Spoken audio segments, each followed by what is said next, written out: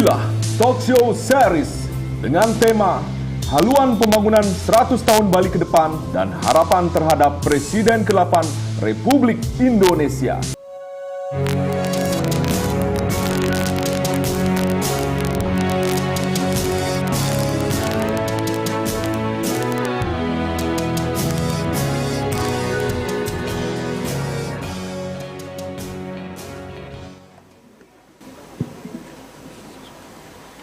Assalamualaikum warahmatullahi wabarakatuh. Salam sejahtera buat kita semua. Salam, Om Swastiastu, Namo Buddhaya, Rahayu.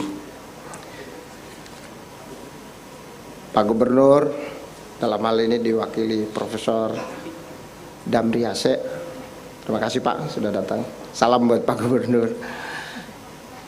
Bapak-bapak Muspida yang mewakili Pak Panglima, Pak Kapolda, selamat pagi. Secara khusus saya akan menyebut para pimpinan DPRD karena mereka yang akan mewujudkan, mewarnai, membentuk 100 tahun Bali di era baru. Pak Ketua DPRD Tabanan, Pak Madedika. Selamat pagi Pak. Ketua DPRD Bangli, Pak Swastika, Pak Ketua Swastika. Selamat pagi. Bapak Ketua DPRD Karangasem, Pak Wayan Swastika. Selamat pagi Pak. Kemudian Wakil Ketua DPRD Kelungkung, Pak Cokorde, DDAN. Selamat pagi. Secara khusus Bapak-bapak Sekda, ya, Pak Sekda dari Kelungkung, Tabanan, Denpasar, Karangasem, dan bapak-bapak pimpinan di daerah. Tentu forum ini akan menjadi lebih seru karena ini ada dari perguruan tinggi. Ya, selamat datang, selamat pagi. Dan secara khusus teman-teman mahasiswa. Tepuk tangan dulu untuk para mahasiswa. Kalau usianya 19 atau 20 tahun ya berarti tambah 100 tahun berarti 120 tahun. Berarti kan ini membentuk, nggak ikut di 100 tahun ke depan. Baik, saya izin mengantar diskusi ini dengan dua hal. Pertama, Tribun Series Mata Lokal. Bapak dan Ibu, kami di Tribun 32 tahun mengelola koran di daerah dan sejak 2010 bertransformasi ke online. Apa yang kami lihat, Bapak dan Ibu? Pendapat Jakarta mendominasi pendapat nasional. Apa yang dianggap penting oleh Jakarta itulah yang penting seolah-olah bagi seluruh Indonesia. Faktanya adalah apa yang penting bagi daerah mestinya penting bagi Indonesia. Dan dalam konteks ini kita melihat Bali itu membangun interaksi yang sangat baik dalam dinamika global maupun nasional. Bali tetap menjadi Bali dan Bali itu adalah Bali yang Indonesia. Nah, hari ini kita menggelar Tribun Series dari perspektif Bali dengan harapan membawa perspektif Bali ke seluruh Indonesia. Karena ini secara online para pimpinan di Tribun ikut dan ini disebarluaskan juga ke seluruh Indonesia. Kami sudah menggelar ini di Jakarta, di Semarang, di Surabaya, dan di Makassar ya. Dan saya berharap bahwa hari ini adalah harinya Bali ya. Walaupun pada saat yang sama teman-teman kami di Surabaya, di Harian Surya dan Tribun Jatim saat ini juga sedang mempersiapkan acara deklarasi Nasdem dan PKB. Dan tentu ini perkembangan politik yang sangat baru ya Bapak Ibu sekalian. Itu yang pertama yang perlu saya jelaskan, memberi konteks pada diskusi kita. Yang kedua, Bali. Menurut saya, kami diskusi Pak Prof dengan Pak Gubernur kira-kira 2 minggu lalu. Dan ketika menyinggung ide 100 tahun Bali, saya rasa clear di kita bahwa ini tentang bagaimana mensosialisasikannya, bukan tentang bagaimana memperdebatkannya. Ya, so ada beberapa poin yang disampaikan oleh Pak Gub dan saya rasa juga penting.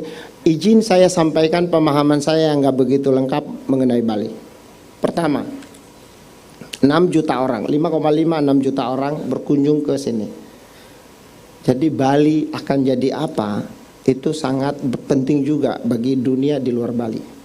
Ya, itu yang pertama. Yang kedua, Pak Gop punya titipan, garam Bali ini bagus, tapi tidak bisa masuk ke supermarket karena regulasi Jakarta. Nah itu artinya Bali juga membutuhkan regulasi nasional yang membuat produk-produk lokalnya juga bisa dikonsumsi, termasuk bawang putih. Dan Bali surplus beras. Kenapa kita mesti bawa barang beras impor ke sini? Jadi itu juga krusial ya, bagaimana 100 tahun ke depan Bali membangun kemandirian lokal.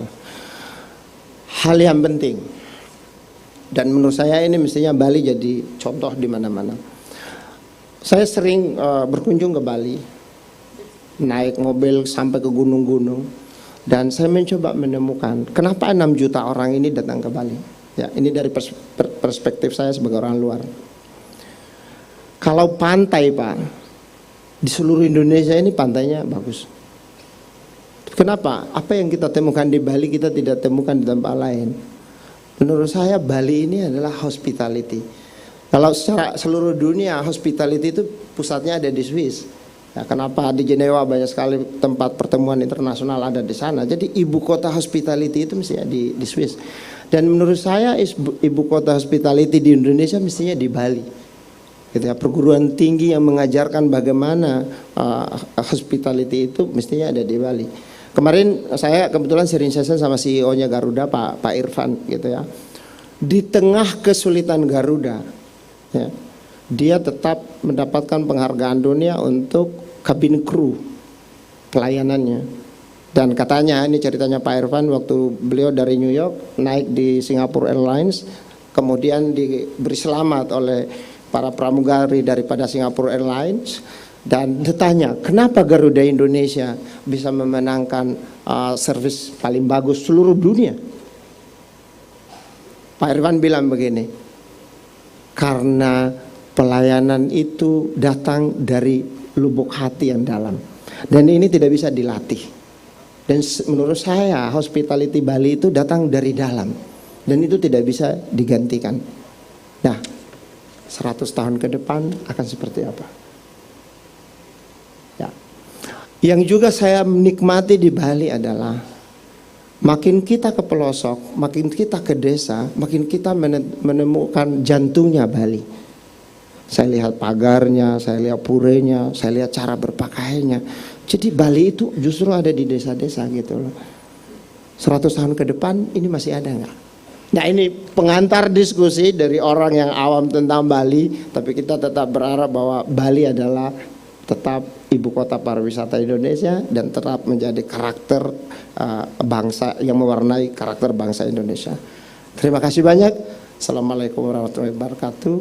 Om Santi Santi Santi Om.